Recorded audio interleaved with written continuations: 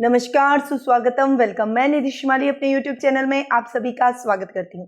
आज मैं आपके सामने मिथुन राशि वालों का अप्रैल माह का मासिक राशिफल लेकर उपस्थित हुई हूँ। सबसे पहले दुर्गाष्टमी की आपको हार्दिक शुभकामनाएं। माँ दुर्गा का आशीर्वाद आपको मिलता रहे। ये चैत्र नवरात्रे आपके लिए बहुत ही फलीभूत हो। जीवन में आपके हर समय खुशियां ही खुशियां हैं, शक्ति का संचार आपके अंदर हो, ऐसी मेरी शुभकामनाएं।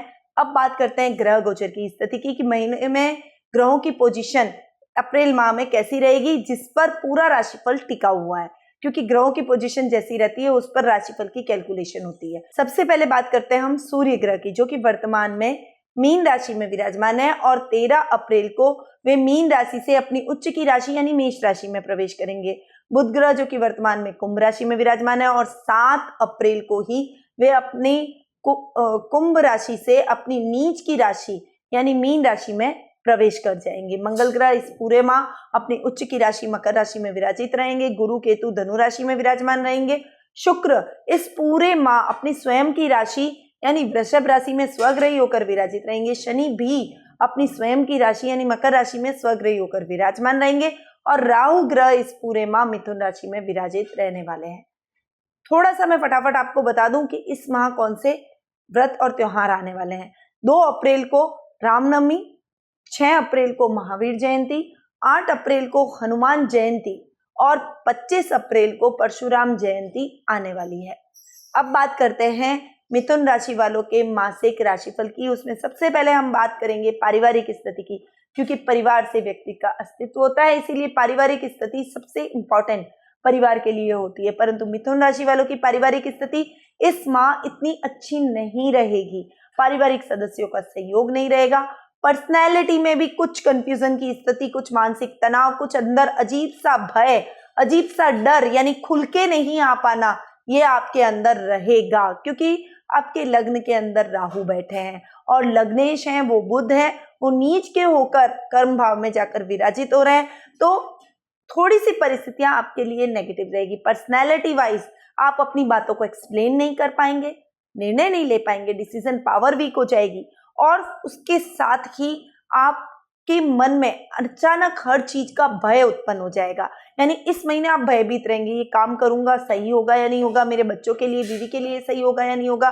पारिवारिक निर्णय नहीं ले पाएंगे, हर काम करने से डरेंगे, किसी व्यक्ति से बात करने में आपका कॉन्फिडेंस लूज होगा। ऐसी स्थितियां राहु हमेशा अक्सर पैदा करता है, इसीलिए आपको थोड़ा सा इस समय ध्यान रखना पड़ेगा।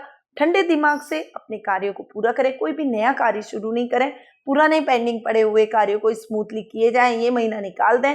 राहु की पोजीशन जब अगर चेंज होगी और नहीं भी होगी तो कुछ ऐसे अपन उपायों के साथ आगे बढ़ेंगे जिससे आपके मन से अनायास भय खत्म हो, अनर्गल चिंता खत्म हो, कंफ्यूजन की स्थिति खत्म हो। पारिवारिक रिश्तों में भाई बहनों का पूरा सपोर्ट इस महीने आपको देखने को मिलेगा। यानी 3rd हाउस के जो स्वामी हैं वो सूर्य महीने के मिड में जाकर उच्च के होकर अपनी राशि यानी लाभ भाव में बैठ रहे हैं। भाई बहनों से अच्छे लाभ की स्थितियां भी आपको देखने को मिलेगी। उनके सपोर्ट से आप अपने कार्य क्षेत्र में जो भी कार्य करेंगे उसमें अच्छे लाभ की प्राप्ति भी आपको देखने को मिलेगी। वहीं माता पिता से भी कुछ अनबन, खींचतान भरा माहौल रहेगा। कभी आप उनकी बातों को मिसअंडरस्टैंड करेंगे, कभी वो आपकी बातों को मिसअंडरस्टैंड करेंगे। तो ऐसी कुछ परिस्थिति आपके माता पिता के रिश्तों के साथ भी आपको देखने को मिलेगी। वहीं जीवन साथी के साथ में गुरु राहु चांडाल योग बना हुआ है। हालांकि 7म भाव के स्वामी गुरु अपने ही भाव में बैठे हैं, विराजित होकर स्वग्रही होकर बैठे हैं, ऐसे तो बहुत बढ़िया है, परंतु उसके साथ केतु बैठ गया तो वो फिर कुछ गड़बड़ कर गया।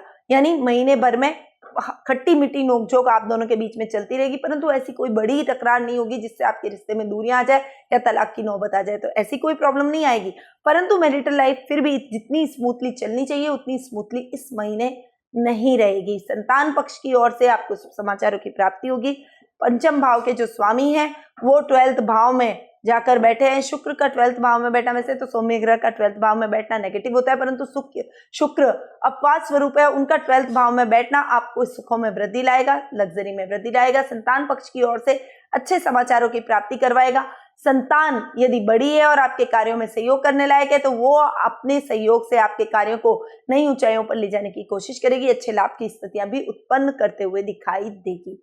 वहीं दादा दादी के साथ में आपके संबंधों में भी कुछ खींचतान भरा माहौल रहेगा। यानी ददियाल पक्ष से कुछ मन मुटाव आपका रहेगा, कुछ दूरियां बढ़ जाएगी। वहीं ननियाल पक्ष से भी आपको थोड़ा सपोर्ट मिलेगा, पर कहीं ना कहीं उनका भी अटकाव रहेगा। परंतु ससुराल पक्ष की ओर से आपको पूरा सपोर्ट मिलेगा, उनकी तरफ से आपको पूरी हेल्प मिलेगी, मेंटली भी, फिजिकली भी और फाइनेंशियली भी वो आपको सपोर्ट करते हुए नजर आएंगे, जिससे आप अपने कार्यों में आ रही प्रॉब्लम्स को धीरे धीरे शॉर्ट आउट कर सकेंगे और इतने कैपेबल हो जाएंगे कि अपनी समस्याओं को खुद दूर कर सके। तो ये तो थी पारिवारिक स्थिति। पारिवारिक स्थिति थोड़ी सी गड़बड़ा रही है, इसीलिए थोड़ा ध्यान आपको अपनी पारिवारिक स्थिति पर इस माह देना ही पड़ेगा। अब बात करते हैं आर्थिक स्थिति की। आर्थिक स्थिति की यदि मैं बात करूं तो लाभ भाव के स्वामी है मंगल, और मंगल जाकर बैठे हैं शनि के साथ में 8th हाउस में। वैसे 8th हाउस में अगर पाप घर में अगर कोई क्रूर ग्रह बैठे तो वो आपको नेगेटिव नहीं पॉजिटिव रिजल्ट ही देते हैं, यानी मंगल का 8th हाउस में जाकर बैठना आपको नेगेटिव रिजल्ट नहीं देगा। आपके गुप्त धन में वृद्धि होगी, आपके शत्रुओं में कमी आएगी, गुप्त शत्रुओं में कमी आएगी, लाभ की स्थितियां बनेगी, फाइनेंशियल कंडीशन इंप्रूव होगी। क्रांतिकारी योग शनि के साथ बनाने की वजह से कुछ बड़े और नए फैसले आप लेंगे, कुछ अलग सोच के साथ आप आगे बढ़ेंगे, कुछ अलग कॉन्सेप्ट आप अपने कार्य क्षेत्र में लाएंगे, जिससे लोग आपकी बातों को मानेंगे, आपकी वाहवाही करेंगे, प्रशंसा होगी और प्रसिद्धि भी होगी। ऐसी कुछ चीजें आपको अपनी फाइनेंशियल कंडीशन के हिसाब से देखनी पड़ेगी। फाइनेंशियल कंडीशन के हिसाब से आप लोगों को गाइड भी करेंगे। कुछ कंसल्टेंसी से रिलेटेड यदि आप काम करते हैं तो उसमें आपको निश्चित तौर पर फायदा उत्पन्न होता है, फायदा मिलता है। शेयर मार्केट में शॉर्ट टर्म इन्वेस्टमेंट करना आपके लिए ठीक रहेगा। लॉन्ग टर्म इन्वेस्टमेंट से आपको बचना चाहिए। वहीं बचत योजनाओं में छोटे छोटे निवेश आप जरूर करें, इसमें आपको अच्छे लाभ की प्राप्ति जरूर होगी। अचानक से कहीं से आपको धन प्राप्त हो सकता है, इसकी भी प्रबल संभावना इस अप्रैल माह में बनी हुई है। तो मिथुन राशि वालों के लिए फाइनेंशियल कंडीशन बहुत ही इंप्रूव रहने वाली है, अच्छी रहने वाली है। परंतु पैसा हाथ में आते हुए भी आपको भूमि, भवन, वाहन जैसे सुखों से वंचित रहना पड़ेगा। यानी जैसा वाहन आप खरीदना चाहते हैं आप खरीद नहीं पाएंगे, घर खरीदना चाहते हैं परंतु वो भी सपना आपका अधूरा रहेगा। तो ऐसी कुछ दिक्कतें आपको इस माह झेलनी पड़ सकती है। सुखों में कुछ कमी आ सकती है, परंतु फाइनेंशियल कंडीशन आपकी ओवरऑल ठीक रहेगी। अब बात करते हैं जीवन साथी और प्रेम प्रसंगों की। जीवन साथी और प्रेम प्रसंगों के मामले में भी ये महीना आपके लिए उतार चढ़ाव भरा रहेगा। 7th हाउस के स्वामी हैं गुरु, जो कि स्वग्रही होकर 7th हाउस में बैठे हैं, बढ़िया। बट गुरु के साथ में केतु बैठकर चांडाल योग का निर्माण कर रहे हैं, और उस योग की वजह से बीच बीच में पूरे माह मिसअंडरस्टैंडिंग आपके जीवन साथी के साथ आपकी खटपट चलती रहेगी। यानी एक स्मूथ लाइफ जो चल रही थी उसमें शांत पानी में कंकर वाली स्थिति हो जाएगी, लहरें उत्पन्न होगी, और उस लहरों की वजह से आप दोनों के रिश्तों में कुछ खलल आपको देखने को मिलेगा, कुछ मानसिक अशांति, चिंता आपके मन में रहेगी। परंतु बहुत जल्दी आप दोनों बैठकर वापस शॉर्ट आउट भी कर लेंगे। ये झगड़ा लंबा नहीं खींचेगा और नई दूरियां बहुत अधिक बढ़ेगी। छोटी छोटी टकरार इस महीने आपको झेलनी पड़ेगी। स्मूथ लाइफ आपकी जैसे अब तक चल रही थी वैसी नहीं चलेगी, परंतु लव रिलेशनशिप में थोड़ा ध्यान आपको रखना पड़ेगा, क्योंकि आपके पार्टनर के साथ आप 24 घंटे नहीं रहते हैं, वो आपका लाइफ पार्टनर नहीं है।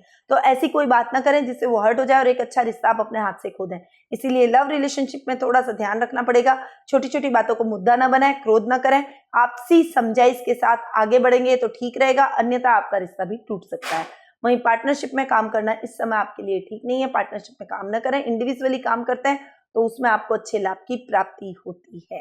अब बात करते हैं कैरियर, व्यवसाय और शिक्षा की। कैरियर, व्यवसाय और शिक्षा की दृष्टि से सबसे पहले हम विद्यार्थियों पर आते हैं कि शिक्षा की दृष्टि से ये महीना आपके लिए बेहद ही अच्छा रहेगा। आपको अच्छे परिणाम मिलेंगे, आपको नई नई उपलब्धियां मिलेगी। कहीं बाहर जाने का प्रोग्राम भी आपका स्कूल या कॉलेज से बन सकता है, कहीं पिकनिक का प्रोग्राम भी बन सकता है, और कहीं एजुकेशनल टूर भी आपका हो सकता है, और वो एजुकेशनल टूर आपके लिए यादगार सिद्ध होगा। वहीं विद्यार्थी वर्ग को बाहर जाके पढ़ाई करने का भी इस समय मौका मिलेगा, और अपनी लाइफ में एक नया मोड़ आपके इस महीने आता हुआ दिखाई देगा। कैरियर में आप नई उड़ान भरना चाहते हैं तो ये महीना आपके लिए बेहद ही फायदेमंद सिद्ध हो सकता है, परंतु भाग्य आपका साथ देगा। करियर में आप अच्छा करेंगे, परंतु कर्म भाव का स्वामी है गुरु, और गुरु केतु चांडाल योग बन रहा है, इसलिए कुछ दिक्कतें आपको अपने कार्य क्षेत्र में रुकावटों का सामना करना पड़ेगा। जो मेहनत करें उतना रिजल्ट नहीं मिलेगा, जिससे मन में खिन्नता और उदासी रहेगी। निराशा भी आएगी कि मैं ये काम क्यों कर रहा हूं, परंतु आपको वो काम करना पड़ेगा, और वो काम अगर आप करेंगे तो मेहनत का फल कहीं नहीं जाता। इस महीने नहीं तो अगले महीने मिलेगा ही मिलेगा, इसलिए मेहनत की जाए, रिजल्ट अपने आप पॉजिटिव होते हुए चले जाएंगे, क्योंकि कर्म से बढ़कर कुछ नहीं होता। इसलिए अपने कर्म पर जोर रखें, फल की इच्छा नहीं करें, इससे आपका कर्म भी बेटर होगा और आपको अच्छी अपॉर्चुनिटीज भविष्य में देखने को मिलेगी और वो जो फल आपको मिलेगा वो हमेशा आपके लिए बहुत ही प्रिय रहेगा, क्योंकि वो आपने कड़ी मेहनत से पाया है। तो ओवरऑल आपको थोड़ा सा अपने कार्य क्षेत्र में भी संभल कर चलना पड़ेगा।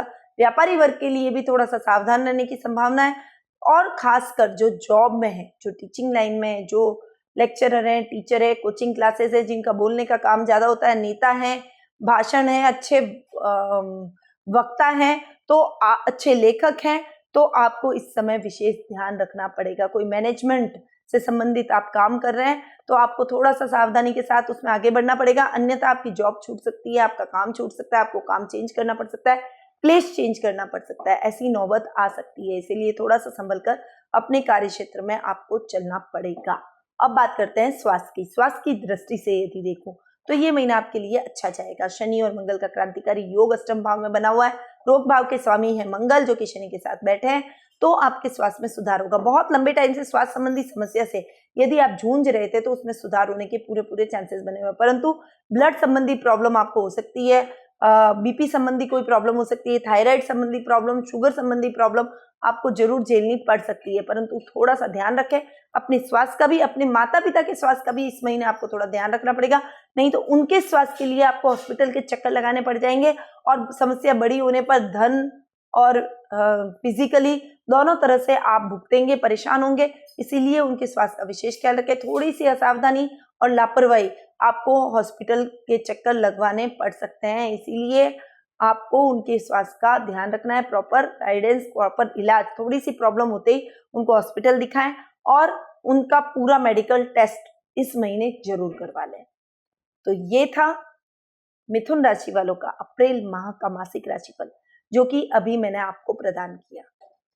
मिथुन राशि वालों के लिए ये महीना बहुत ही मिले जुले परिणाम लेकर आया है, तो कुछ सावधानियां, कुछ उपायों के साथ आपको आगे बढ़ना पड़ेगा, अन्यथा आपके बने बनाए काम बिगड़ते रहेंगे, नुकसान की स्थितियां बढ़ती चली जाएगी। सबसे पहले तो एक राहु यंत्र को आपको अपने पूजा कक्ष में स्थापित करना है और सूर्यास्त के बाद में एक छोटा सा राहु का बीज मंत्र आता है, ओम रा रावे नमः, इसका आपको जाप करना है। ये बहुत ही जरूरी है आपके लिए, इसीलिए इसका आपको जाप जरूर करना चाहिए।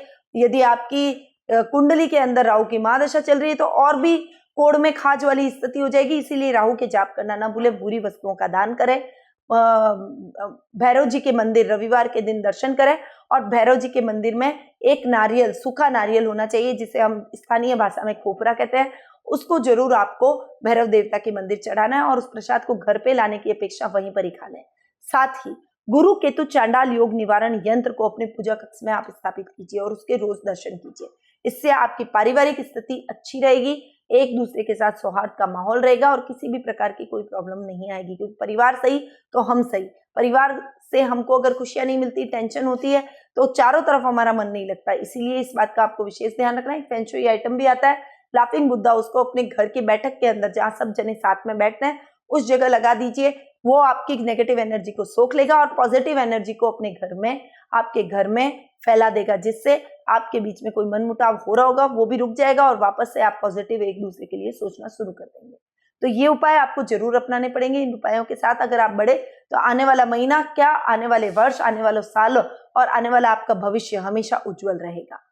अब मैं अपनी वाणी को यहीं विराम देती हूँ, परंतु उससे पहले आपको बता दूं कि आप यदि अपनी कुंडली पर्सनल डिस्कस करना चाहते हैं, जानना चाहते हैं आपको राहु की महादशा है या नहीं है, राहु आपके किस स्थान पे बैठा है और भी कई ग्रहों की पोजीशन किस तरह से आप बदल रही है, शनि आपको क्या रिजल्ट दे रहा है, दूसरे ग्रह भी आपको क्या रिजल्ट दे रहे हैं, उसके बारे में यदि आप जानना चाहते हैं तो कुंडली विश्लेषण का लाभ मुझसे प्राप्त कर सकते हैं। टेलीफोनिक अपॉइंटमेंट के माध्यम से मैं आपकी कुंडली का एनालिसिस करूंगी, साथ ही आपको उचित उपाय भी बताऊंगी ताकि आपके जीवन में आ रही समस्याएं दूर हो सके। तो नीचे दिए गए नंबरों पर तुरंत संपर्क करके टेलीफोनिक अपॉइंटमेंट का हमसे लाभ प्राप्त करें।